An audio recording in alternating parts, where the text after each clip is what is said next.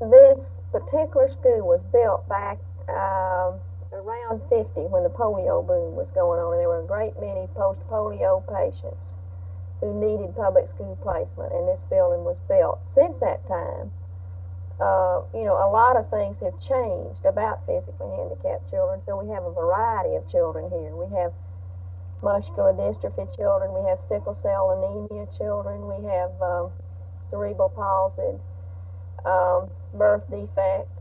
Do you move these kids along at the rate so that they can be better prepared to go into the regular school, or do they remain here from now until they're 18 years of age? Well, what we're trying to do right now, Renee, in education, we've learned that you can't plan for fourth graders all the same way, because in a fourth grade you might have, a wide variety of achievement levels.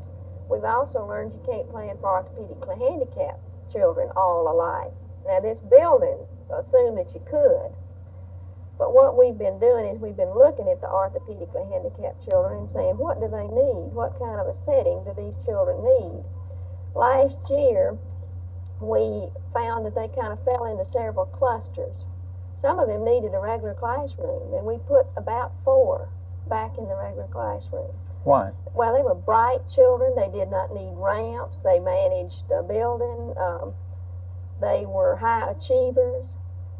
They needed more of a challenge, and we were able to provide them, maybe having 4 like that in that particular, with all those characteristics here. We also found that some of the children were very slow learners and needed some special education services, but they didn't need this building.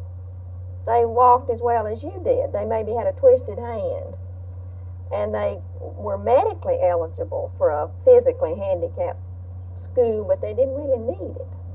We moved about 16 or 17 of those children back into schools, but not in regular classrooms, in special programs in schools. Will the district continue to maintain a centralized program for orthopedically handicapped? Well, we're in the process of looking at this whole program and trying to determine whether or not it wouldn't be better to decentralize the whole service, because when you think about this district, it's 360 square miles, and these children come from all of the corners of this district.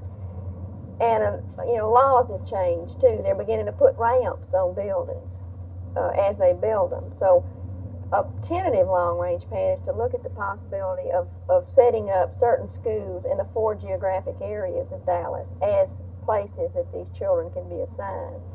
We feel like it just might be real good for these children to have some experiences during their day with regular kids, and it might also be good for the regular kids.